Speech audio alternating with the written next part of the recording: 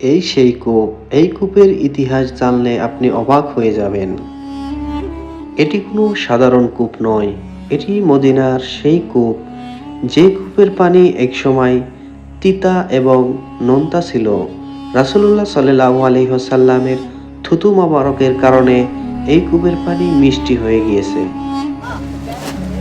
এখানে পর্যটকরা এসে অনেকে সেই পানি নিয়ে যাচ্ছে।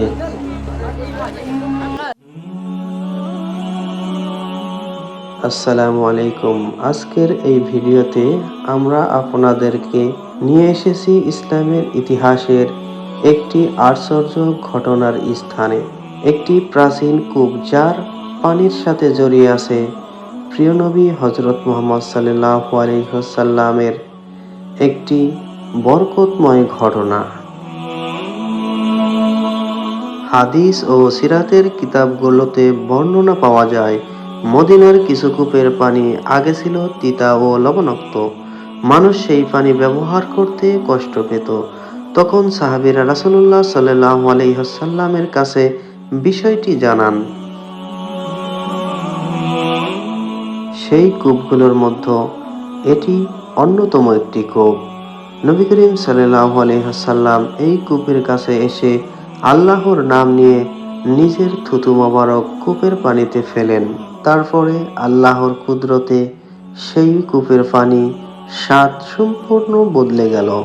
যে পানি আগে তিতা ছিল তা হয়ে গেল মিষ্টি।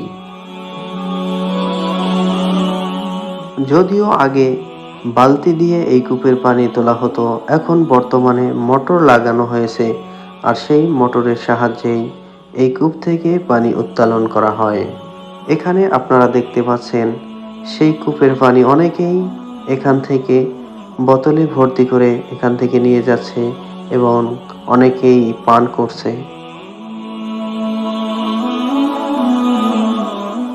আপনারা দেখতে পাচ্ছেন এক সময় এখানেই রাসূলুল্লাহ সাল্লাল্লাহু আলাইহি ওয়াসাল্লাম এসে থুতু মোবারক নিক্ষেপ করেছিলেন এবং এখানে আজ থেকে সেই 1400 বছর আগের সেই ঘটনা এখনো সেই কূপ অক্ষত আছে আর সেখান থেকে নিয়মিত পানি উত্তোলন করা হচ্ছে।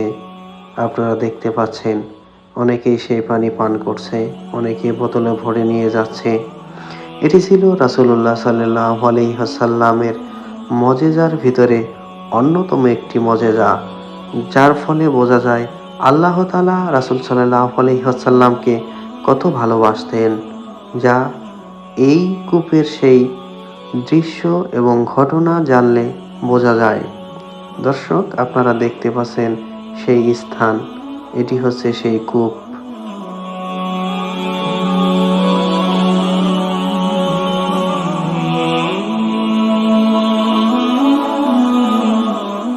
দেখতে পাচ্ছেন এখানে অনেক পর্যটকরা এখানে এসে সেই কূপ দেখছে এবং পানি পান করছে।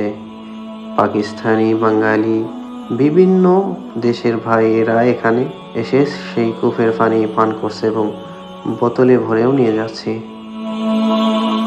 ইসলামের ইতিহাসের এমন অজানা জায়গা দেখতে ও ঘটনা জানতে চাইলে ভিডিওটি লাইক করুন, শেয়ার করুন, কমেন্ট করুন এবং সাবস্ক্রাইব করতে ভুলবেন না।